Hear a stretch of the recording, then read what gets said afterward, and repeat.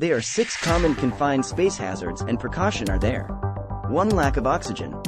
Test the air for oxygen levels before entering confined spaces.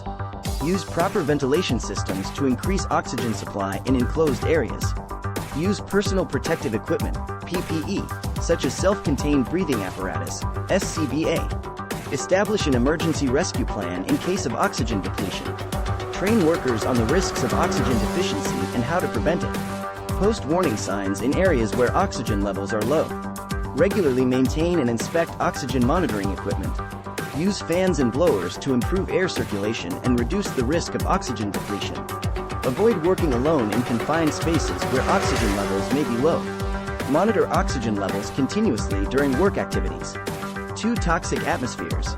Identify and assess hazardous materials before working with them. Store hazardous materials safely and securely. Use proper PPE such as respirators, gloves, and eye protection. Ensure adequate ventilation in work areas to reduce the concentration of toxic substances.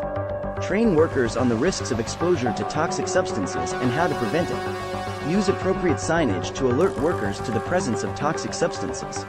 Regularly monitor the atmosphere to detect hazardous gases or vapors. Implement a spill response plan to contain and clean up hazardous materials. Maintain and regularly test all safety equipment used to protect against toxic substances. Avoid working alone in areas where toxic substances may be present. 3. Flammable atmospheres. Identify and assess the risks of flammable gases, vapors, and liquids. Use proper PPE such as flame-resistant clothing, gloves, and eye protection. Eliminate ignition sources, such as sparks or open flames. Store flammable materials safely and securely. Use appropriate ventilation to reduce the concentration of flammable substances. Train workers on the risks of flammable substances and how to prevent ignition. Implement a fire prevention plan, including fire suppression equipment. Regularly inspect and maintain all equipment used in handling flammable substances. Post warning signs in areas where flammable substances are present. Avoid smoking or using any other sources of ignition in areas where flammable substances may be present. 4. Engulfment hazards. Use barricades or guards to prevent workers from entering areas with the potential for engulfment. Train workers on the risks of engulfment and how to prevent it. Never enter a confined space without proper PPE and a rescue plan in place.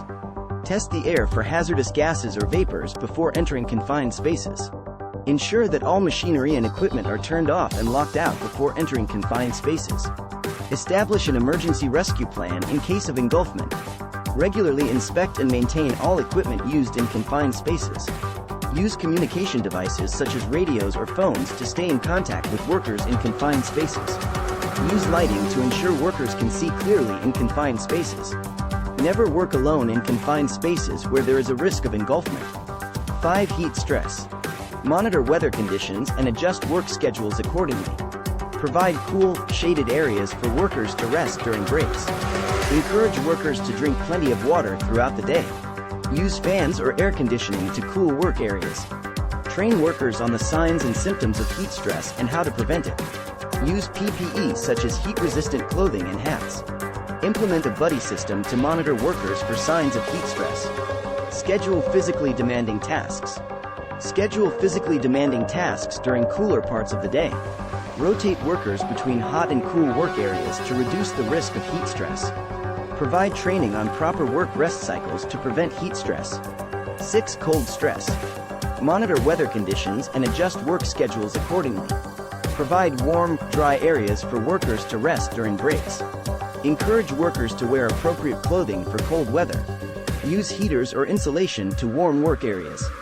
Train workers on the signs and symptoms of cold stress and how to prevent it. Use PPE such as insulated gloves, hats, and boots. Implement a buddy system to monitor workers for signs of cold stress.